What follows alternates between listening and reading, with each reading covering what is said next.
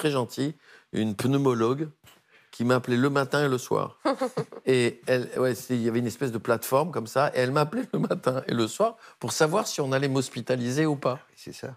Ouais. Et donc, chaque fois que je disais allô et que c'était elle, j'avais mon sac préparé pour l'ambulance. Je lui ai dit, mais madame, c'est infernal, je vis un suspense. et ça, c'était... Et vous n'avez pas été hospitalisé? Non, j'ai pas été hospitalisé, heureusement, à la limite d'eux, mais ça, c'est très bien... par rapport à d'autres et par rapport à des amis à moi... Puis c'était au tout début, surtout. Donc ouais, on savait rien. moins de choses. Voilà. On savait rien du tout. Inquiétant, oui. Ouais, ça fait peur. Ce qui faisait très peur, c'est cette espèce de manque de force, de manque d'énergie. Voilà. Et alors, par moments, je me disais, c'est génial, j'ai jamais autant dormi. Parce que moi, j'adore dormir, mais je dors très peu. Mais mon rêve, c'est de dormir. Enfin, j'adore les anesthésies générales. Parfois, je vais à l'hôpital, tu prends une petite anesthésie générale. Allez, et la dernière anesthésie générale que j'ai eue, quand je me suis réveillé, j'étais dans une salle de réveil, et il y avait une femme à côté de moi. Enfin, au début, je ne savais pas que c'était une femme. Mais j'adore les réveils d'anesthésien parce que je suis défoncé. Mais défoncé. Et c'est une défonce légale. Oui, c'est autorisé. Il n'y a aucun policier qui va m'arrêter. Et je ne vais pas aller en prison parce que je suis vraiment défoncé. Et que mes points de suture qu'on vient de me faire, ils vont péter. Je vous en supplie, ils vont péter. Mais qu'est-ce qu'on rit? Qu'est-ce qu'on rit?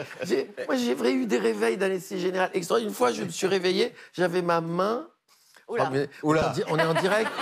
On est en direct les réseaux sociaux. Non, mais allez-y. Oui, de toute façon, au point, on en est. Sur le sein d'une infirmière. Oui. Et c'est pareil, c'est vous y pouvez. Elle me dit, mais non, mais j'étais vraiment ailleurs. Et elle me dit, s'il vous plaît, est-ce que vous pouvez enlever votre main? Et moi, je fais, ouais, mais c'est tellement bon. Laissez-moi encore un peu. J'adore ça, les seins, oui. Moi. Est-ce que vous avez eu le Covid, vous, Jean Non. Toujours pas. Et pourtant, je suis le dernier député à avoir quitté l'Assemblée à la fin du premier Covid, enfin, en plein premier Covid. À l'époque où on te demandait de faire un papier toi-même pour aller dans le village à 7 km, que les gendarmes te vérifiaient 3 fois. Alors que j'avais une fille qui est d'ailleurs là, et qui rentrait du Costa Rica dans un grand Boeing, et à qui on n'a rien demandé. Alors, donc, ce que je voulais simplement dire, j'étais le dernier député à partir, et malheureusement, il n'y avait déjà plus aucun avion qui volait, et le dernier train suspendu. Donc, je me suis dit, je dois rentrer en autostop. Et les trains suspendus. Et je me mets... Vous êtes rentré en autostop? Alors, je me suis dit, le Tour de France à Il y a pied... l'autre qui adore se faire anesthésier général, lui qui rentre en autostop. Non, mais on est chez les dingues. Oui, mais qu'est-ce que tu fais vous quand nous faites un sketch tous les deux. Qu'est-ce que tu fais quand tu es à Paris, à l'Assemblée, et qu'il n'y a plus rien à foutre, il n'y a plus personne? Alors, je suis sorti, il y avait 2 policiers. Je dis, s'ils me voient partir, je leur pourris la journée. Je dis... je m'en vais devant la grande façade, celle qu'on voit du pont de l'Alma. Et là, il y en avait 3 policiers. J'ai dit, vous ne pouvez pas aller faire un tour, parce que je vais me mettre à faire du stop et me regardez pas. Donc, ils sont partis. À ce moment-là, Paris, incroyable. Je n'avais jamais vu ça. Pas un bruit, pas une bagnole. 10 minutes, un quart d'heure, rien. Tout d'un coup, un moteur puissant, une Porsche Carrera, une vitre qui descend. Je vois je dois le dire, une cuisse avantageuse. Oh là. C'est le sein, non mais c'est le sein qui m'a rappelé.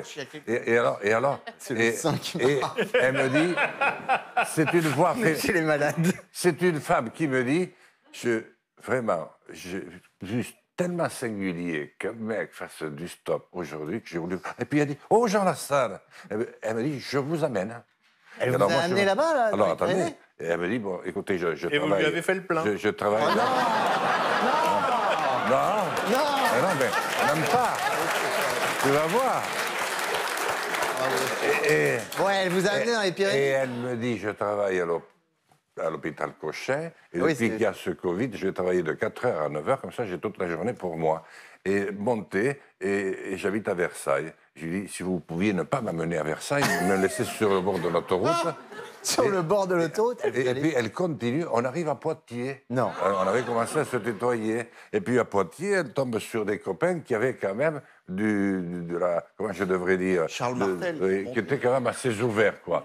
On se fait péter un confit de canard, et avec un hydrolégui.